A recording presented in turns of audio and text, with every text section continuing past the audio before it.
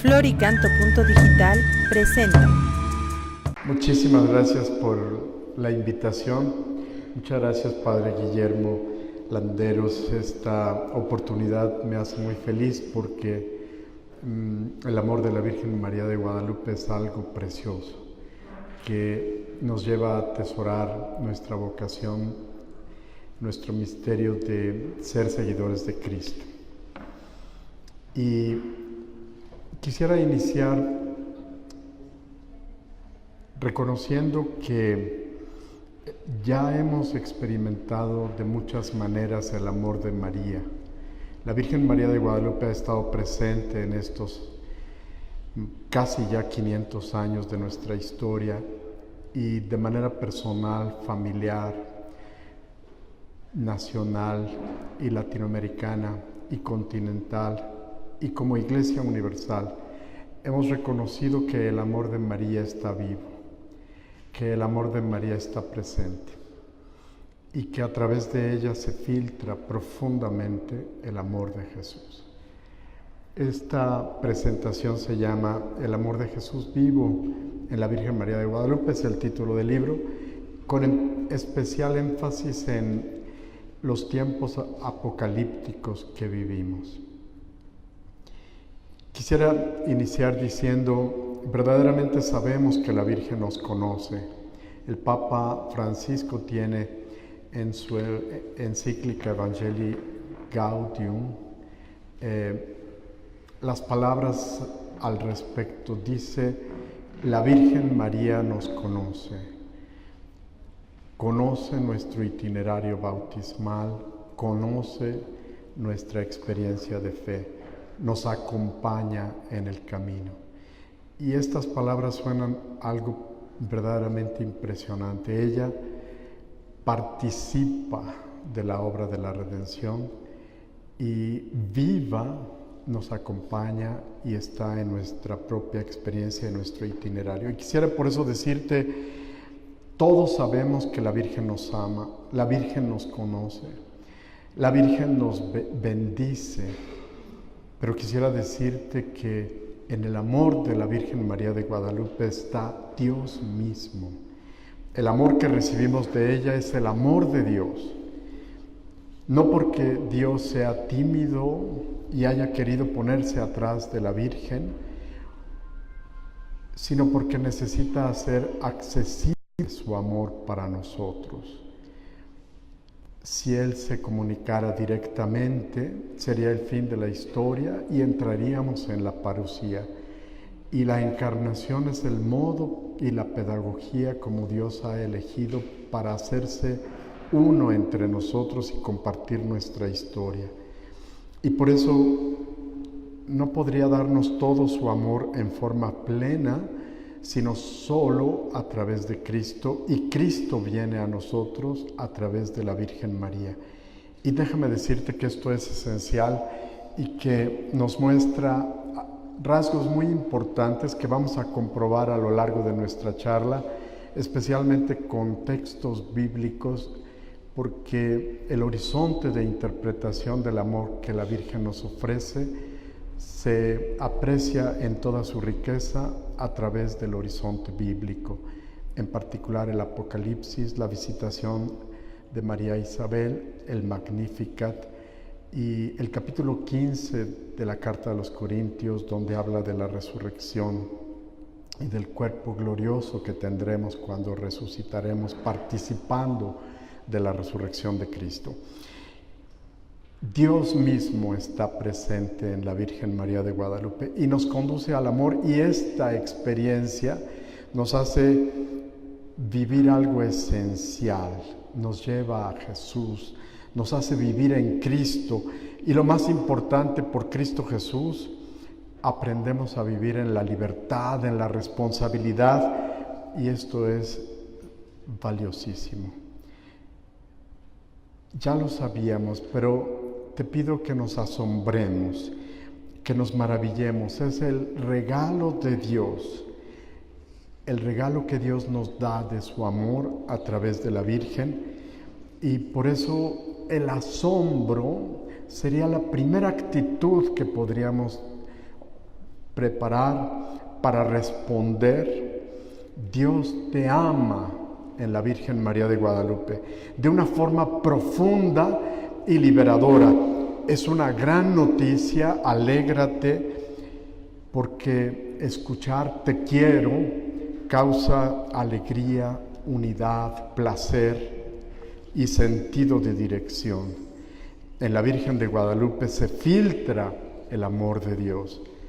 En el Tepeyac encontramos a Dios mismo fiel, eterno, sin límites, creador, redentor, y que actúa haciéndose presente en la historia de este pueblo a través de las apariciones de la Virgen María, especialmente de la figura femenina de ella, para transformar las vidas de Juan Diego, de Juan Bernardino, y hacerlos pasar de la duda a la certeza, y también transformar la vida del obispo Juan de Zumárraga y la de todos los que el Nican Mopohua dice estamos en uno aquí en estas tierras.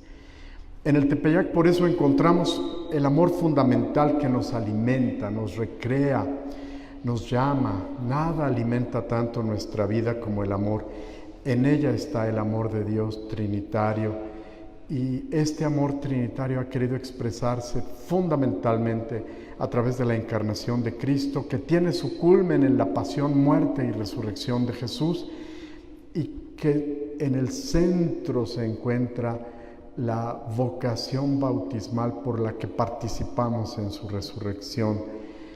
Dios nos ama en la Virgen de Guadalupe, y su bondad en este suelo mesoamericano ha sido expresado a través de una actitud maternal que busca en la preocupación por cada uno de nosotros que vivamos, que no abandonemos nunca el sentido fundamental que hemos descubierto en el Evangelio, y que respondamos con generosidad a la aventura de vivir en la libertad, la experiencia de ser discípulos. ¿Por qué nos ama en la Virgen? ¿Por qué se manifiesta a través de ella? ¿Por qué lo hace en el Tepeyac? Una vez me preguntaba un misionero de Nueva Zelanda, ¿por qué lo hizo en estas tierras? Y en Nueva Zelanda no ha habido nunca una aparición de la Virgen. Y a mí me parece que en la lógica de Gálatas 4:4, al llegar la plenitud de los tiempos, envió Dios a su Hijo nacido de mujer, nacido bajo la ley, para rescatar a los que se hallaban bajo la ley. Encontramos la lógica materna de Dios, que fue sacudido en sus entrañas por el dolor y la herida profunda que la conquista causó a los habitantes de estas tierras de Mesoamérica. Hay una lógica divina, y esta lógica se expresa en el Tepeyac de una manera inusitada, pero sin duda nos hace ver la profunda ternura de parte de Dios para hacerse presente en un contexto tan complicado de aniquilación y atropello de los derechos y de la dignidad de los indígenas, y que esto nos va a permitir ver cómo las apariciones de la Virgen María de Guadalupe son verdaderamente comprensibles en un contextos apocalípticos. Y vamos a ver qué significa un contexto apocalíptico y por qué en un contexto apocalíptico la preocupación de María se adivina, se intuye mucho más intensa. Es extraordinario que el Ayate tenga muchas cosas preciosas como la mirada, los ojos, la figura de Juan Diego quizás en la retina, pero a mí personalmente, asomándome a este misterio, me parece mucho más extraordinario que la Santísima Trinidad esté presente en la Virgen de Guadalupe. Ciertamente el efecto fotográfico de sus ojos me impactó desde siempre, desde niño, pero saber que el Padre, el Hijo y el Espíritu Santo están presentes, comunicándose en ella, me parece el centro de gravedad de este mensaje, porque en ellos nuestra vida está verdaderamente bajo su centro, en sus ejes fundamentales, que hace que la Virgen realmente pueda restaurarnos, hacernos luminosos, puentes de misericordia y de paz. ¿Cuántas gracias la Virgen María de Guadalupe ha otorgado a nuestro suelo mesoamericano y latinoamericano y mexicano?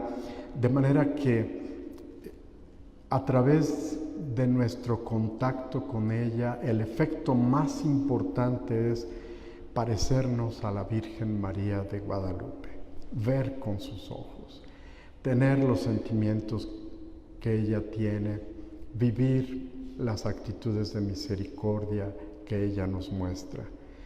Y esto sería un efecto importantísimo. Como decía el padre Guillermo, recibí una curación de niño, estaba enfermo de poliomielitis, la vacuna apenas empezaba, fui vacunado, pero el ensayo, las prácticas hicieron con que no todas las vacunas fueran eficaces quizás, y sufrí esta parálisis desde los 3 años hasta los 4 y medio. Hoy camino gracias a ella. Mis padres oraron a ella para que me enviara el alivio, y por ella, gracias a Dios, recibí la curación, y agradezco a María porque ella estuvo presente, haciendo presente el amor de Dios para mí, y estoy curado. Camino, y cada paso que doy, recuerdo que es por ella. Me dio el don de poder caminar. Una de las cosas más sorprendentes que me acompañaron en este periodo de enfermedad, además de la curación, fue el amor de mi madre, que sufría conmigo, lloraba conmigo, estaba conmigo cuando me hacía los ejercicios en mis piernas con bolsitas llenas de municiones, que aumentaban cuando yo conseguía hacer un poco más de esfuerzo, siempre con dolor, y me dolía mucho cada ejercicio. De esta experiencia, mi memoria guarda solo el cariño. Para mí, la ternura, la presencia de mi madre, es lo que queda como recuerdo de aquellos años. El amor que me rodeaba en cada momento hizo que el dolor desapareciera, inclusive en mi memoria. Ella lo recuerda, yo no lo recuerdo. Para mí, la experiencia más profunda vivida en este periodo fue ser amado. El amor de mi madre también me curó. En el amor de mi madre estaba el amor de la Virgen María de Guadalupe. Su amor es una bendición venida del cielo, es expresión de la ternura de Dios que nos profesa, y en ella recibimos el amor de Dios eterno y fiel. Nos ama para reconocernos, reconstruirnos, restaurarnos, hacernos vivir. Nos construye desde lo más profundo de nuestro ser, y ha alcanzado las ranuras más profundas de nuestras heridas sociales, históricas, nacionales, familiares, personales. Ella nos construye a nivel personal, y por eso, a través de su presencia, reconocemos que somos constituidos como pueblo de Dios. Nos permite construir una identidad que es sagrada, y que el contexto que vivimos se ha encargado de atentar contra ella para erosionarla, y corremos graves riesgos y graves peligros.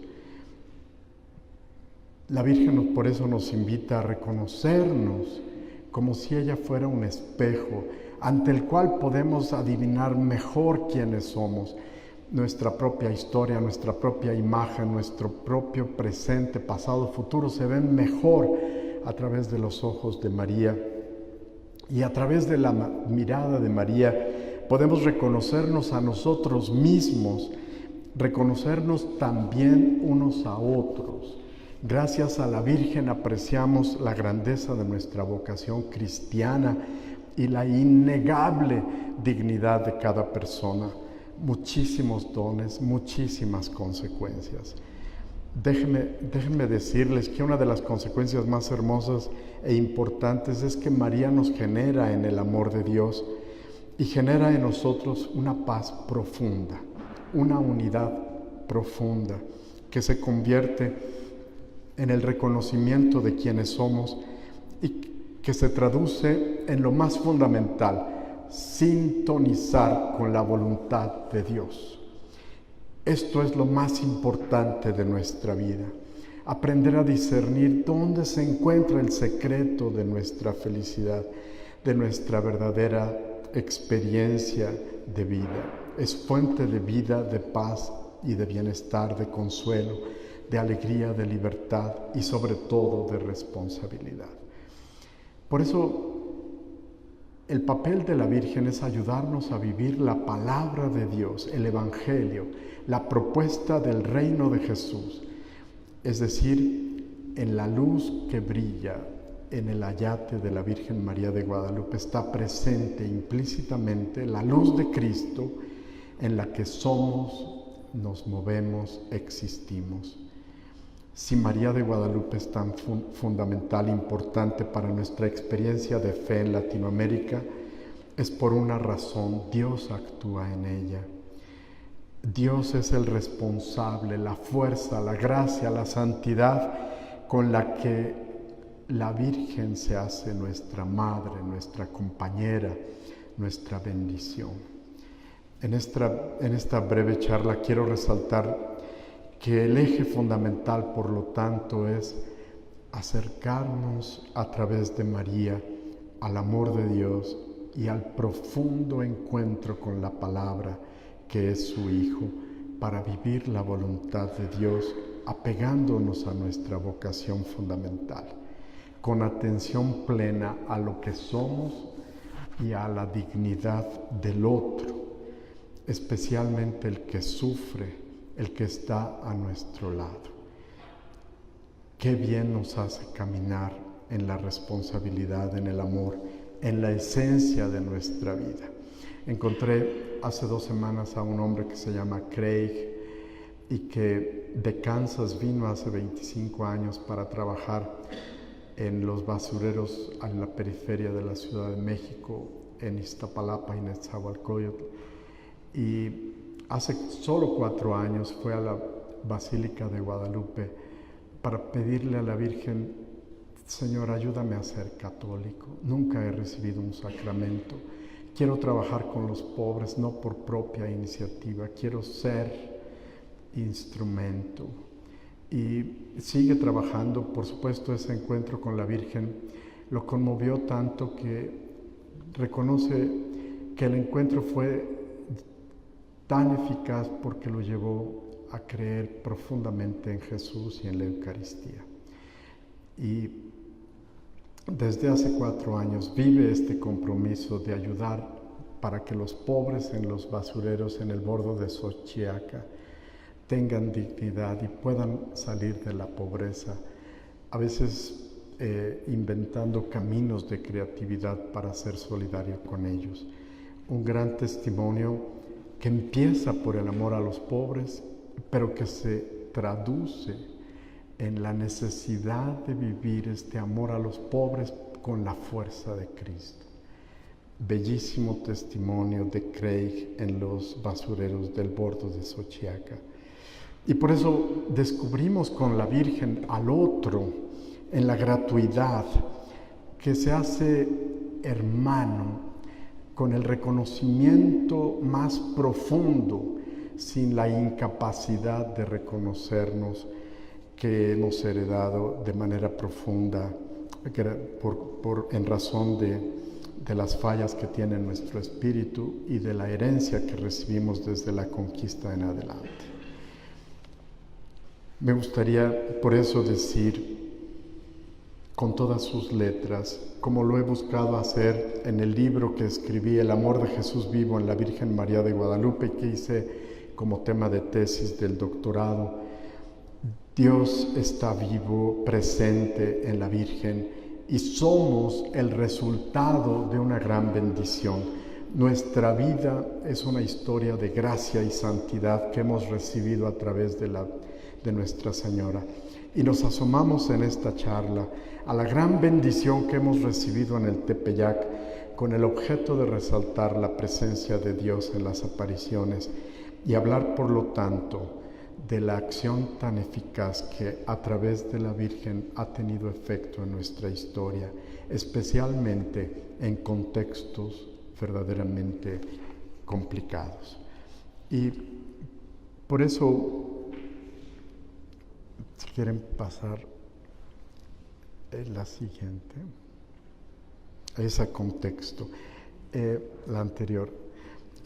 Mis diapositivas son apenas una indicación de dónde estamos, pero no para que nos distraigamos. Por eso no nos preocupemos, no nos tenemos que preocupar mucho por letras, porque a veces la pantalla está llena de tantas cosas que se acaba uno distrayendo. Nuestro contexto actual puede ser interpretado mejor desde las herramientas bíblicas que el Apocalipsis nos ofrece. Y al mismo tiempo, las apariciones de la Virgen de Guadalupe son por eso relevantes desde la exégesis del libro que es el Apocalipsis y el Magnificat, que también es apocalíptico, porque el contexto de las apariciones es un contexto muy complejo. Es un contexto de desencuentro que se parece en gran medida al nuestro. Venimos de una historia con muchas fracturas. Las diferencias fueron tan evidentes que fue evidente la falta de reconocimiento de unos y otros, como incapacidad para mirar al otro desde el respeto y la admiración, desde el compromiso y la empatía, como reconocimiento mutuo. Y hemos heredado la incapacidad para mirarnos unos a otros con ese sentido de fraternidad. Por lo tanto, caemos en el desorden social, en una política que no tiene honestidad, que se ha convertido en un verdadero atentado contra el bien común y que no llega al reconocimiento del otro. Es decir, en la llegada de los españoles se vive una experiencia problemática. Es un contexto que llevó al rechazo violento del indígena y al deseo de sojuzgarlo. Surge el afán de conquista con todas sus implicaciones injustas y crueles. Y por eso heredamos una gran imperfección. Nunca estamos listos para abrirnos al reconocimiento del otro en la sana alteridad que llevaría al mutuo reconocimiento y a la unificación de la conciencia propia y a la atención plena a la realidad sin importar las diferencias. Desde la primera hora de la evangelización, esta imperfección se convirtió en la incapacidad para reconocer la dignidad humana, y los riesgos fueron muy evidentes: desprecio, explotación, racismo, rupturas profundas, marginación, falta de reconocimiento a la identidad del otro. Deberíamos haber reconocido la múltiple riqueza cultural que significó el encuentro de los españoles con tantas formas de expresión cultural de los habitantes de Mesoamérica. Cristóbal Colón, por ejemplo, no conoce al indígena y no lo ama. Aunque descubre América, no descubre al indígena. Hernán Cortés conoce al indígena en forma refinada, pero no lo ama. Solamente busca imponerle, a partir de su conocimiento, un mayor control y poder. Fray Bartolomé de las Casas ama al indígena, pero no lo conoce. Idealizarlo fue una forma de ahorrarse el esfuerzo por conocerlo. Los propios misioneros, que se convirtieron en grandes artistas etnógrafos, con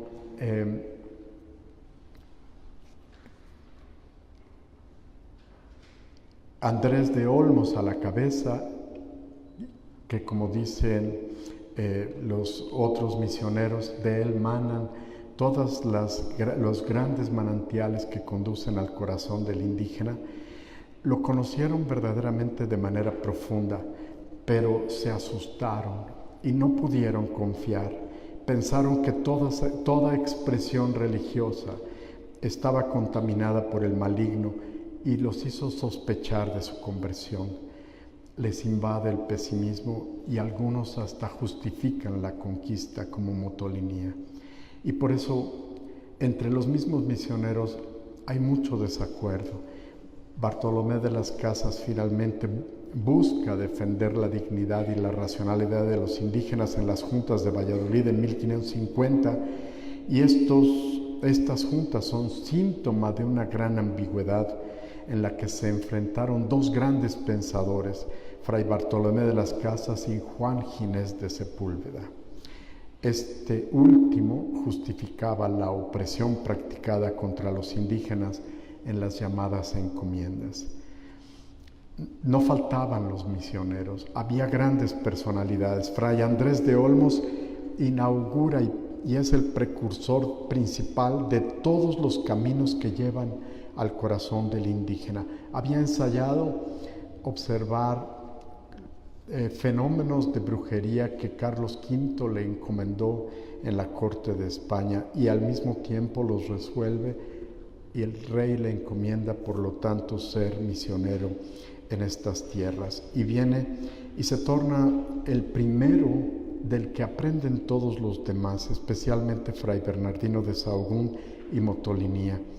Pero estaban realmente entre ellos personas con mucho talento: Fray Toribio de Benavente, Fray Martín de la Coruña, Fray Francisco de las Navas, Diego Durán, que vino con 5 años, se hizo dominico, y habiendo llegado aquí con 5 años, conocía la lengua náhuatl mejor que ninguno, no necesitaba traducción, y sin embargo él mismo decía: no podemos confiar en lo que ellos dicen.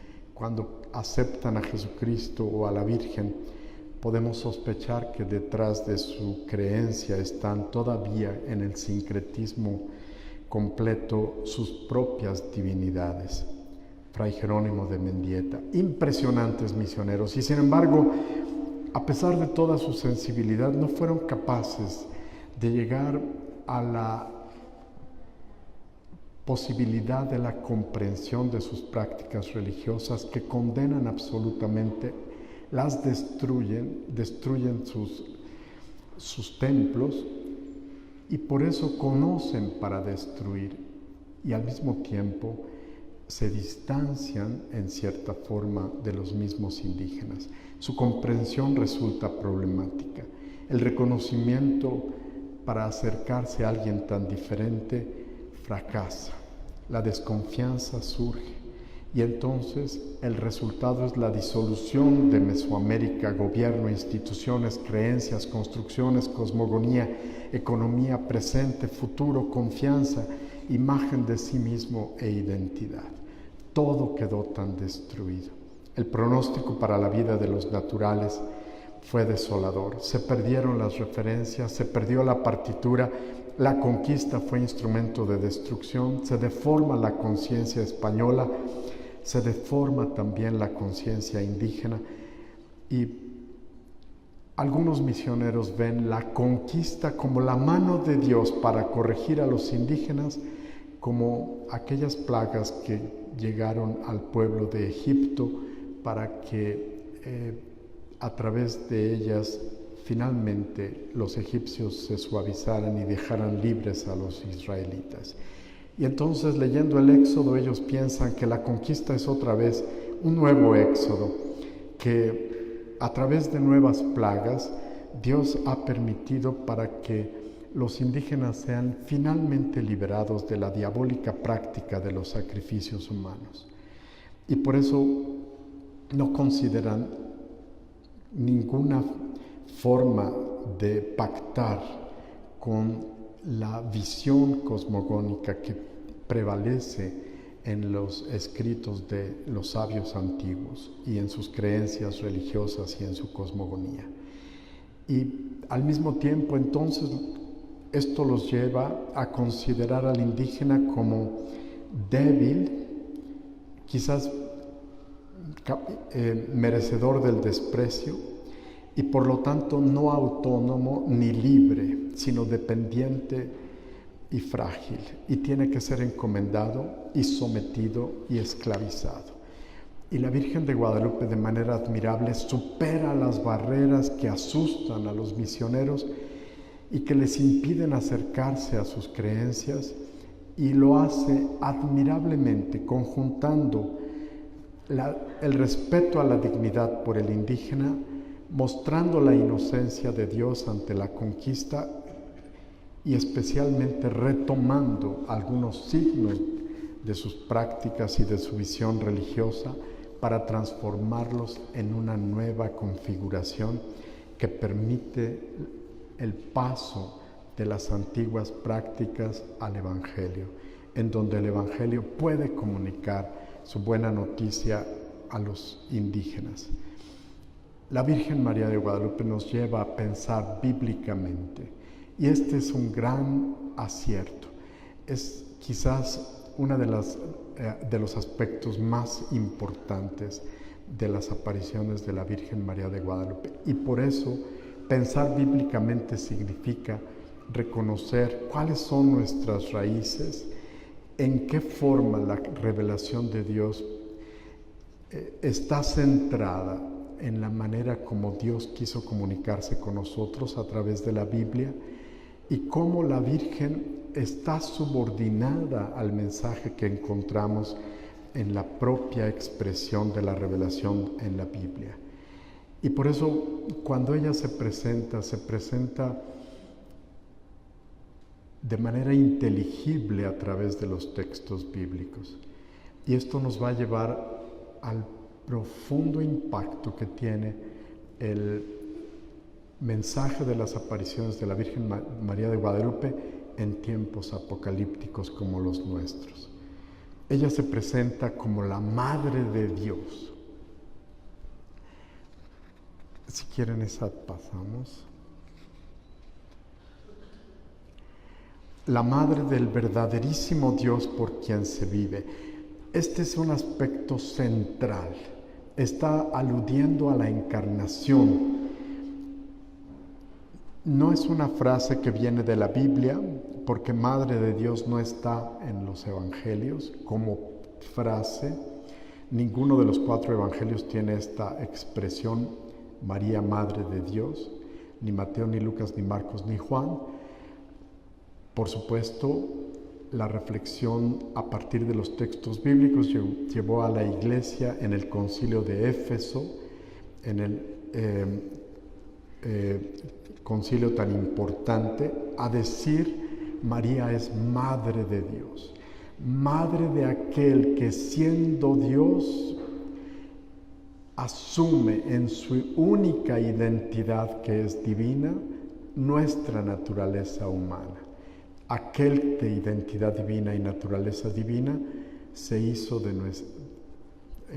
uno de nosotros, asumiendo nuestra naturaleza humana. Y este es el centro de nuestra fe.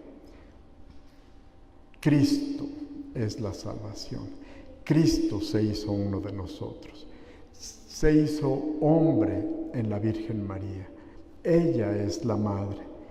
Y por eso, llamada la Theotokos, en este importantísimo documento que es el Concilio de Éfeso,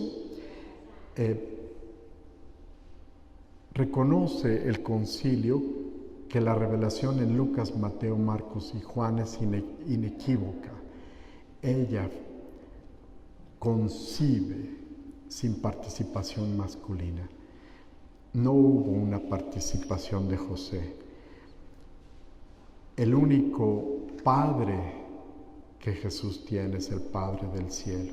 Y como dice Tertuliano, Jesús no puede llamar Padre a 2 padres, por lo que José es encargado legal y su padre adoptivo, pero su único padre, y lo vemos en el capítulo 12 de la expresión de Lucas, el mismo Jesús dice que no tenía que estar en las cosas de mi Padre.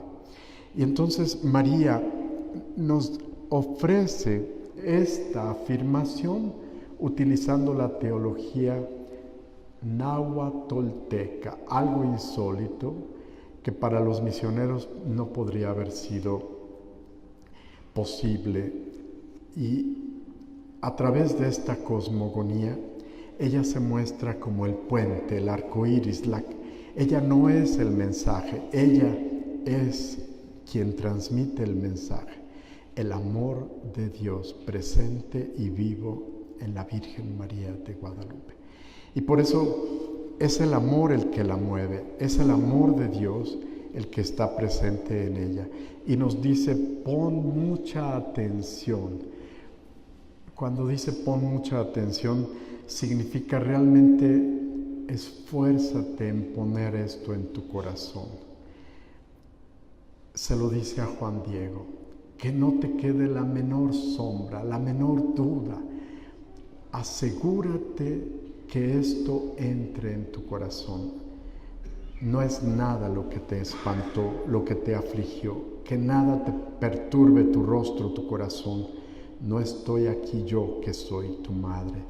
Habiendo dicho que es la Madre de Dios, se presenta como Madre nuestra.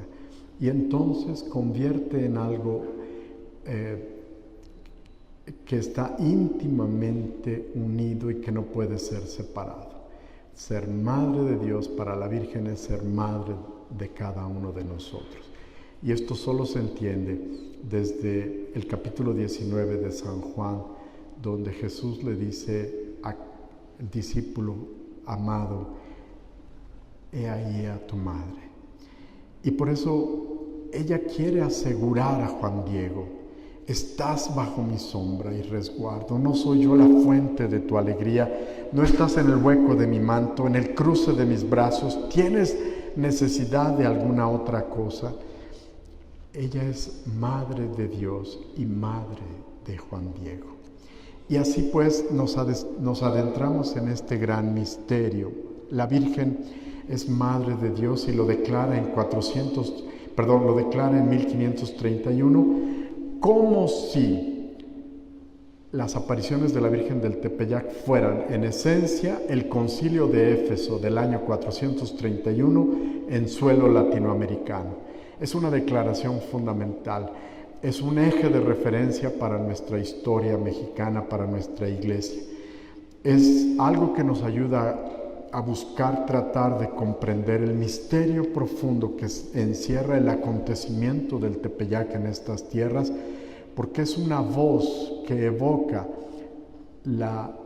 el contenido bíblico puesto en la tradición hecha por los concilios a partir del primer concilio, el concilio de Nicea, y el de Jerusalén, que sería el primero, hasta el año 431. Y entonces la Virgen, en su modo de hablar, está reconociendo la encarnación. Y el siguiente aspecto es, ¿quiénes somos delante de este gran misterio? Y aquí te invito a que veamos la luz que está presente en la Virgen. Es la luz de Dios, es la luz del resucitado, es la luz que te ilumina a ti también. En la tilma vemos el reflejo del amor de Dios a través de la luz. Para los indígenas la pregunta sería, ¿quién es esta que no está en la tierra, está en el cielo, con la luna bajo sus pies, vestida de estrellas, rodeada de luz solar? ¿Por qué está en el cielo? ¿Por qué rodeada de tanta luz? ¿Cómo es que el sol la viste con su resplandor? Y desde las raíces bíblicas conocemos la identidad de esta mujer.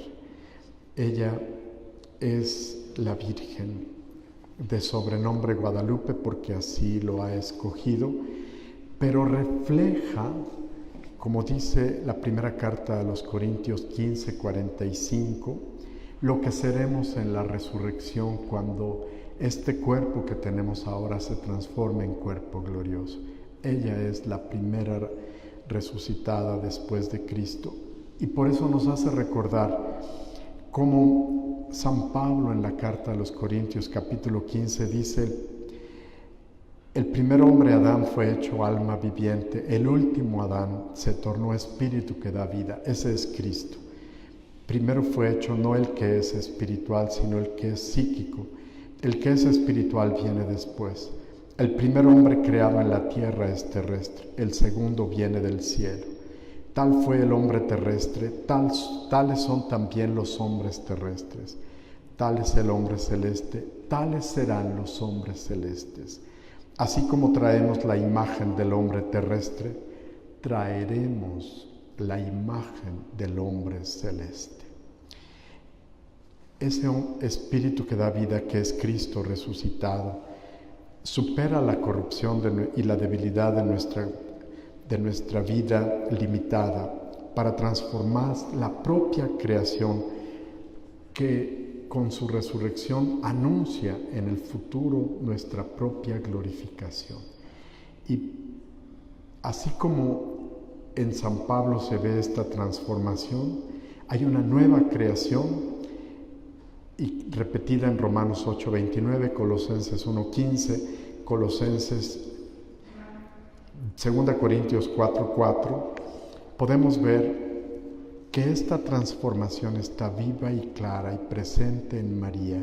Ella se ha vuelto espejo de la gloria del Señor, transfigurada en esa imagen, resplandeciente por la acción del Señor que es Espíritu.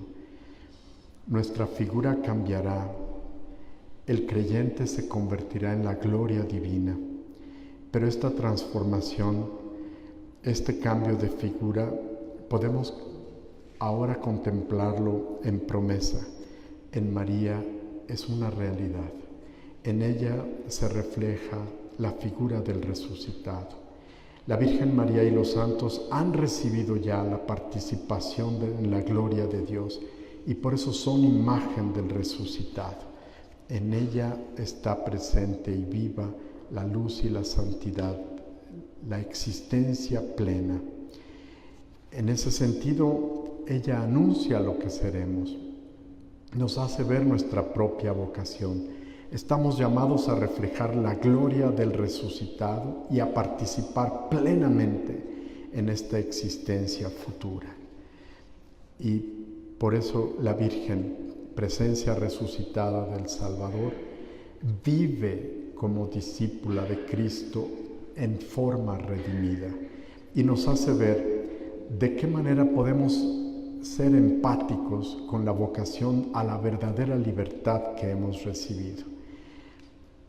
Vivir conectados, estamos llamados a ser verdaderos, a vivir en la empatía unos con los otros, a buscar la fraternidad, a ser humanos, a ser hombres y mujeres plenos, a reflejar especialmente en nuestra condición humana limitada la redención de Cristo, contemplando ya en el presente la presencia de Cristo que ilumina nuestra existencia y nos lleva a corresponder con el misterio de Dios en nosotros.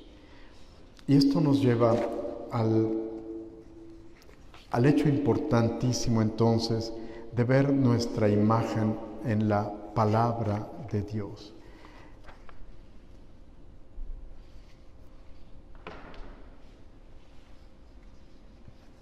Podemos pasar la siguiente y también la siguiente. La palabra de Dios verdaderamente es la expresión. En la palabra encontramos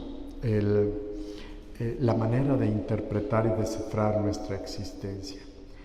No podremos interpretar nuestra existencia si no es a la luz de la palabra de Dios. Corremos muchos riesgos si no nos vemos en los ejes fundamentales de la revelación con toda su riqueza teológica. Se empobrece nuestro horizonte, se erosionan nuestros valores, se pierde sentido en la vida, se olvida el otro. Si olvidamos nuestras raíces más profundas que se encuentran en la revelación, corremos el riesgo de despreciar a los demás y de fracasar en nuestro reconocimiento y empatía de unos por otros. Podemos clasificar entonces a los seres humanos como si fueran unos de primera clase y otros de tercera. Podemos olvidarnos de los enfermos, podemos olvidarnos de los pobres, podríamos olvidarnos de los ancianos, podríamos caer en el aborto fácilmente, en la eutanasia, podemos acabar perdiendo el sentido de la existencia y creyendo que nuestra seguridad es simplemente aquello que viene de la autosuficiencia humana. Por eso la Virgen nos lleva a recuperar nuestras raíces, y nuestras raíces están en el mundo bíblico. Y por eso uno de los aspectos importantes de este mundo bíblico que la Virgen nos ayuda a interpretar es el Apocalipsis. El Apocalipsis es una expresión de la riqueza que podemos vivir gracias a la luz que viene de Dios en momentos de confusión. Nos lleva a la esperanza. Y aquí tenemos elementos muy importantes. Sin el Apocalipsis no podríamos interpretar verdaderamente a la Virgen María de Guadalupe. Es una mujer vestida de sol, con la luna bajo sus pies y una corona de 12 rayos sobre su cabeza. En sí está embarazada y vestida de flores. Y con esto nos damos cuenta que estamos en el Apocalipsis número 12, verso 1 al 14. Y por eso adelantamos que la tilma, el ayate en su estructura es apocalíptica, pues todos sus símbolos y contenidos se pueden leer a la luz de la mujer del Apocalipsis. Y permítanme recordarles algo que es importante para entender el libro del Apocalipsis. El género apocalíptico se propone dar esperanza en tiempos de catástrofe, conduciendo a quienes sufren pruebas a la fidelidad, teniendo en mente la victoria final de Cristo y alimentar nuestra esperanza para participar en la victoria de Cristo, que ya ha conquistado a través de su resurrección el poder sobre el mal y sobre todos los poderes idolátricos que puedan amenazar nuestra identidad. El género apocalíptico ha sido muy mal interpretado. Para interpretar el Apocalipsis correctamente, la Iglesia hubo de esperar 18 siglos. Los primeros intentos, primero siglo, segundo siglo, hasta el 17, equivocaron el camino y lo interpretaron como el libro del final de los tiempos, el libro de los 1000 años, el libro de los signos, el libro de las catástrofes y verdaderamente, o el libro contra la Iglesia Católica, como lo interpretaron los reformadores. En el siglo XVIII, por primera vez, se busca la interpretación del género apocalíptico a partir del contexto, y Adela Fabro, que es una de las grandes estudiosas Adela Yarbrough Collins, nos permite interpretar correctamente el Apocalipsis. Y repito el género apocalíptico para que lo tengan presente. El género apocalíptico se propone dar esperanza en tiempos de catástrofe. Y pensamos en la Virgen María de Guadalupe cuando leemos este género, porque es en este género en donde se puede apreciar mucho mejor la intensidad del amor profundo que recibimos de la Virgen María de Guadalupe. Se propone dar esperanza en tiempos de catástrofe, conduciendo a quienes sufren pruebas a la fidelidad, teniendo en mente la victoria final del resucitado, para participar desde la fidelidad en esa victoria ya conquistada por Él y resistir así a los poderes idolátricos. Y les explico el contexto. El Apocalipsis surge a partir de la persecución de Nerón en el siglo I, en el año 64 hasta el año 90, con la persecución de Domiciano. En ese periodo los cristianos sufren pruebas durísimas y son sacrificados con la experiencia del martirio, pierden la vida. Y el Apocalipsis intenta darle confianza al cristiano para que, a pesar de que pueda estar sufriendo, no dude que en ningún momento está en la destrucción, simplemente está fortalecido, será asistido por la gracia de Cristo para ser mártir y poder vivir la victoria de Cristo en la resurrección.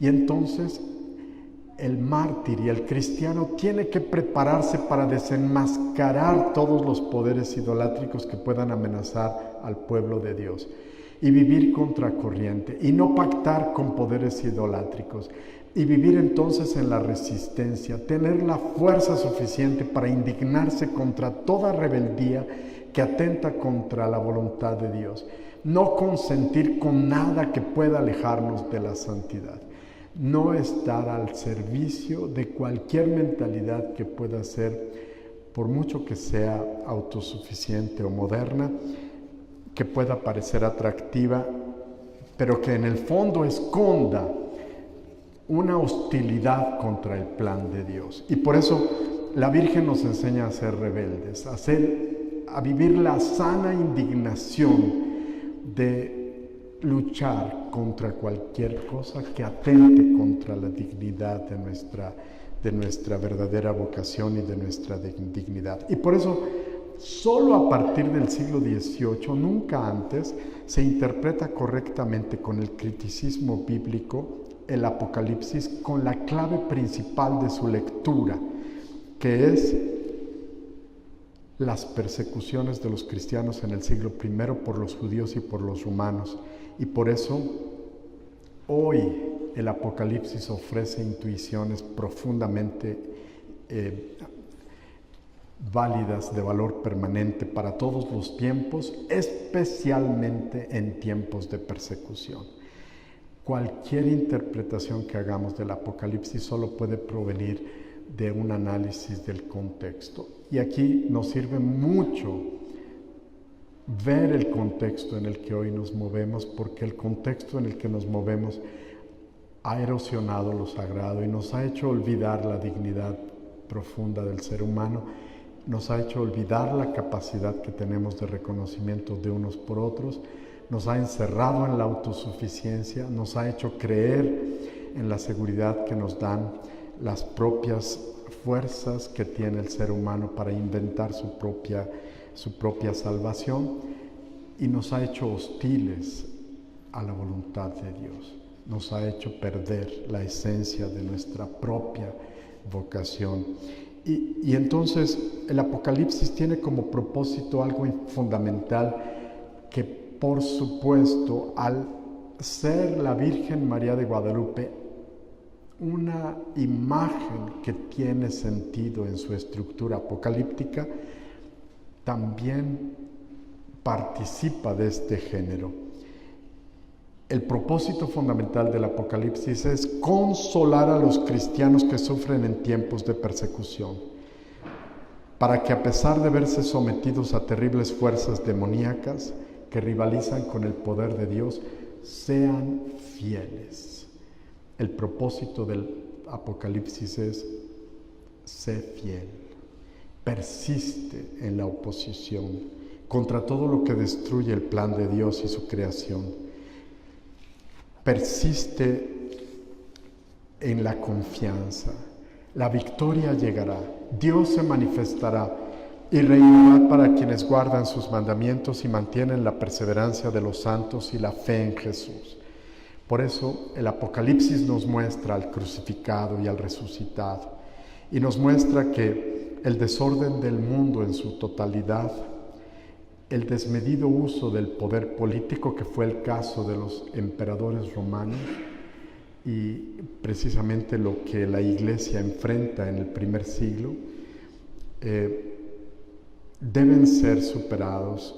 Ese desorden y ese desmedido uso del poder político que lleva a vivir un conflicto entre el bien y el mal, entre el cielo y la tierra, entre la dignidad humana y la muerte, serían una amenaza profunda para el ser humano si no fuera por la fidelidad de la Iglesia y la fe del discípulo. Y entonces el mensaje de la Virgen es: vive la fe, sé fiel, no importan las pruebas, nunca pierdas la esperanza. La victoria que Cristo ha vivido en la resurrección también es tuya.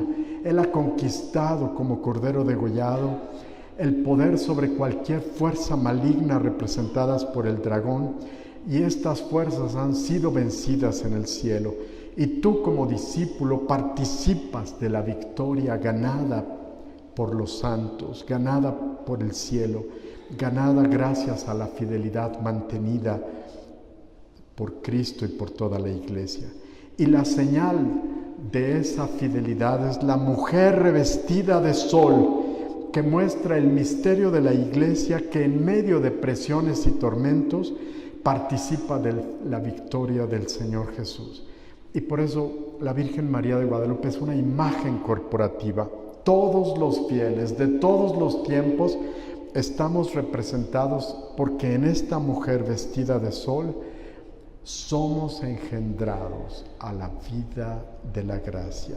Ella es el pueblo de Israel, cuya sucesora es la Iglesia y cuya representante más excelsa es la figura personal de la Virgen María de Guadalupe.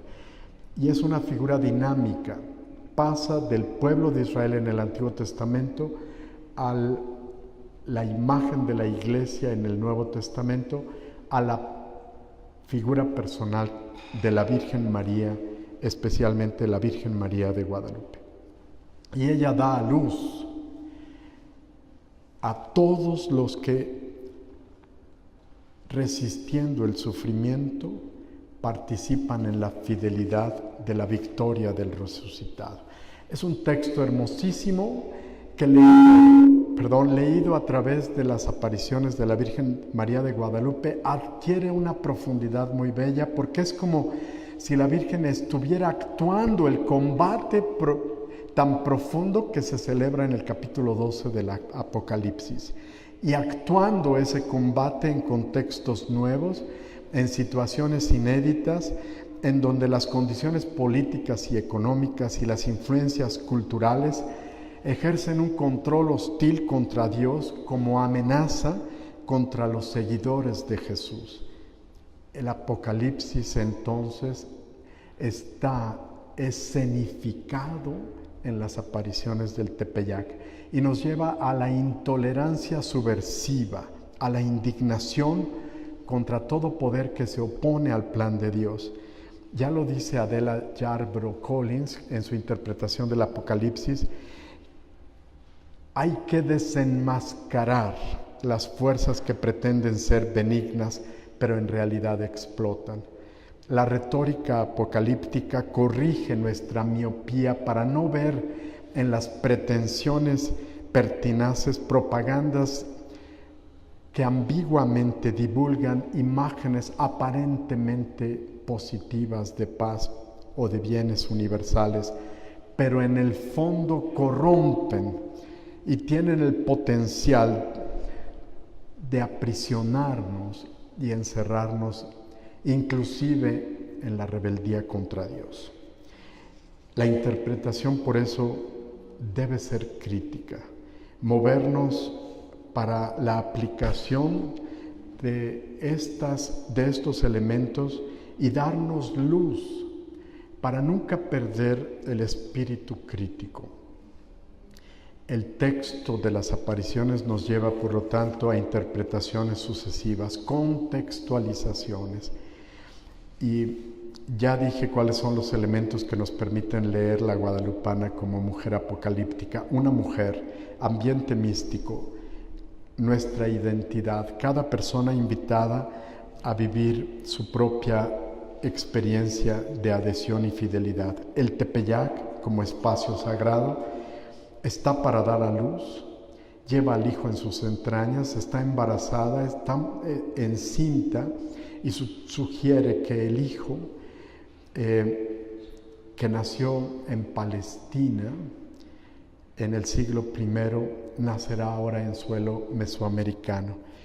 Pero ya no es solamente el nacimiento de Cristo, que dolorosamente nace en la cruz para resucitar, sino ahora somos todos que engendrados en esta matriz que es la matriz de la Iglesia representada por la Virgen, todos somos engendrados a una nueva vida para participar con Cristo en las pruebas y entonces poder superar cualquier persecución, cualquier poder rebelde contra Dios y ser finalmente fieles, victoriosos.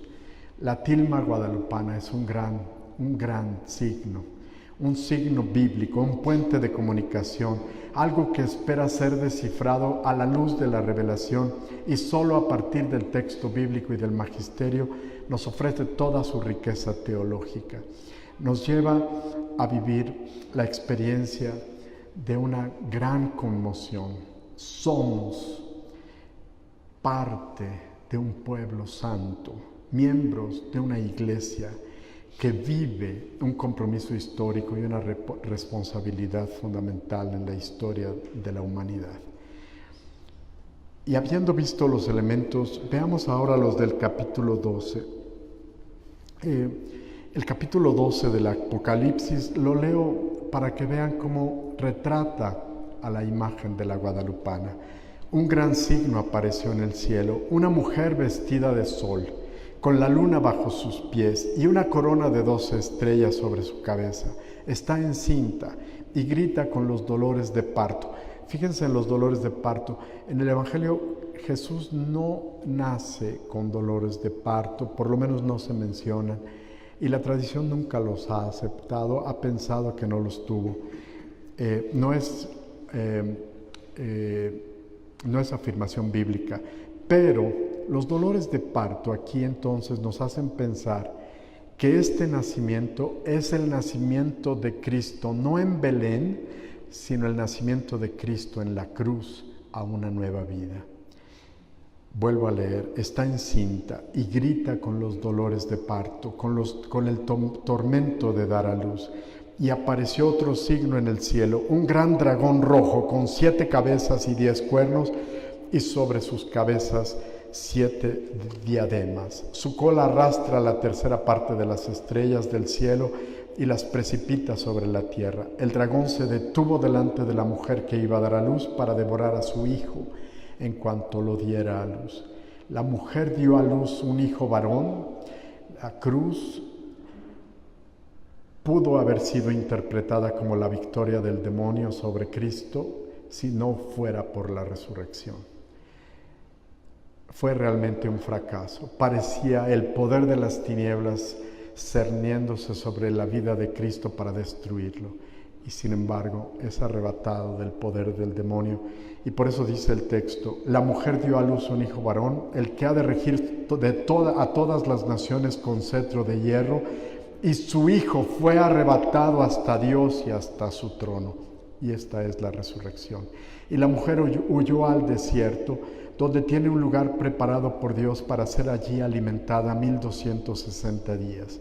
Entonces se entabló una batalla en el cielo. Miguel y sus ángeles combatieron con el dragón. También el dragón y sus ángeles combatieron, pero no prevalecieron y no hubo ya en el cielo lugar para ellos. Y fue arrojado el gran dragón, la serpiente antigua, el llamado Diablo y Satanás, el seductor del mundo entero, a la tierra, y sus ángeles fueron arrojados con él. Y ahí sigue la batalla. En la tierra sigue este combate. Y el capítulo 12 nos muestra que el combate está siendo librado. Y el poder del bien será victorioso. Y no hay poder, por radical que sea, que pueda ser más eficaz que el poder de Cristo. La victoria de Cristo es nuestro nacimiento doloroso.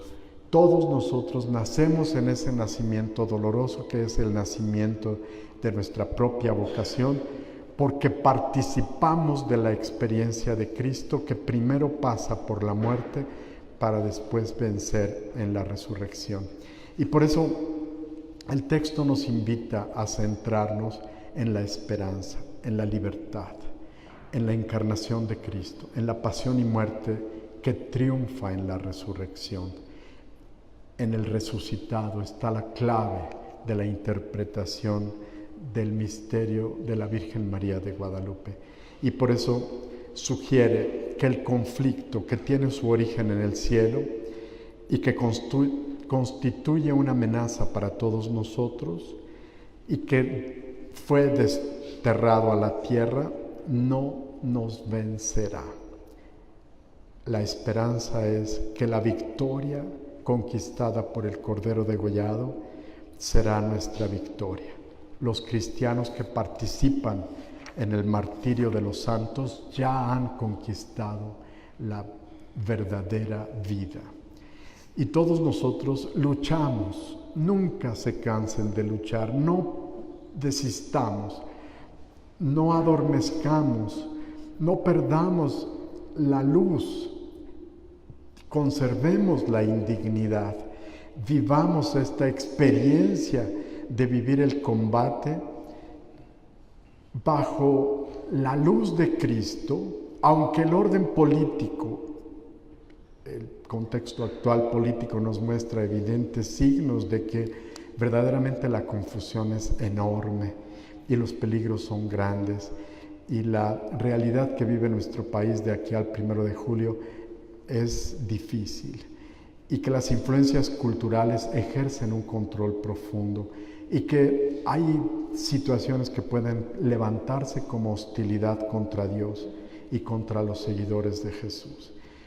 Apropiémonos de la fe en Cristo, en contextos idolátricos. Vivamos en la esperanza, asumiendo una fidelidad y una responsabilidad y resistiendo a los poderes que amenazan erosionar los valores fundamentales de nuestra existencia. Vivimos para la vida, hemos sido rescatados por el resucitado y el género apocalíptico nos invita a la firmeza, a la fidelidad, a la confianza, a la esperanza, a no perder nuestra identidad, a refigurar el mundo, a descubrir la presencia femenina de María que nos ayuda a tener capacidad para sintonizar con el misterio, con la obediencia a la palabra, con la receptividad para con Dios, para ser fecundos, para vivir una transformación de nuestra conciencia, para creer en la transfiguración de nuestra vida. Y entonces, así como el mundo náhuatl fue configurado por las apariciones del Tepeyac, porque la Virgen los rescata del sinsentido para darles una nueva identidad, así también nuestra experiencia hoy se abre a nuevos signos que nos invitan a vivir una experiencia de plenitud. Hay fuerzas desintegradoras, pero existe la victoria. La conquista parecía ser el final del mundo indígena, pero la Virgen nos muestra que todo puede comenzar de nuevo. Se puede dar ánimo a los seguidores de Jesús y la destrucción causada por la conquista podría haber llevado a la catástrofe total y sin embargo el mundo náhuatl fue conducido a la recreación, como hoy somos conducidos también a la experiencia de restauración, de la angustia y del desamparo, de la desdicha y de la tristeza. El Apocalipsis en la Virgen María de Guadalupe nos muestra que podemos ser reintegrados. Sí, vivimos un drama, vivimos un combate profundo, pero podemos llegar a la superación de toda duda, toda desconfianza, todo sentimiento de inferioridad, toda incapacidad de reconocimiento mutuo, toda discriminación socioeconómica, todo miedo, toda mentira y toda soledad y toda muerte, porque en el combate Cristo es nuestra fuerza. ¿Es un combate dramático? Sí. La Virgen nos enseña, es contra todas las fuerzas, no solamente las que pudieran ser proporcionadas a nuestra capacidad. Sin embargo, a pesar de la catástrofe, de la presión, del sufrimiento o de la persecución o del pecado, podemos vivir como la Virgen María, inmaculados en el amor. La lucha contra la desfiguración. No perdamos esta identidad. Venimos de un pasado glorioso. La Virgen de Guadalupe ofrece elementos para rescatar la imagen divina en nosotros y en cada uno de los que han sido atropellados en este continente. Nos hace pensar en el pobre y en el más desprovisto de oportunidades para crecer y para vivir. Con la Virgen María de Guadalupe podemos decir: gracias, Virgen María de Guadalupe, por anunciar a Jesucristo, el Hijo del Padre, tu Hijo. Gracias por ser discípula de aquel que es el amor en persona. Gracias por amarnos con tanto amor maternal, que es el mismo amor del Padre, en el amor del Hijo, por el amor del Espíritu Santo. Gracias porque la vida de aquel por quien se vive pulsa en tu vientre y en tu corazón. Gracias por tu intercesión que ha ayudado a cada uno de nosotros a descubrir nuestra vocación. Gracias porque nos has elegido para ser Madre nuestra en este suelo mexicano, en este continente latinoamericano. Gracias por ayudarnos a no desistir nunca de nuestra fe. Gracias por ayudarnos a ser libres, por ayudarnos a vivir la Eucaristía, por acompañarnos en cada jornada, por conducirnos incansablemente hacia Jesús. Gracias por el milagro de estar en cada momento alimentándonos en tu amor. Gracias por el milagro que de ti recibí cuando niño. Gracias por tu amor. ¿Qué sería nuestra vida, Madre mía, sin tu presencia? Amén.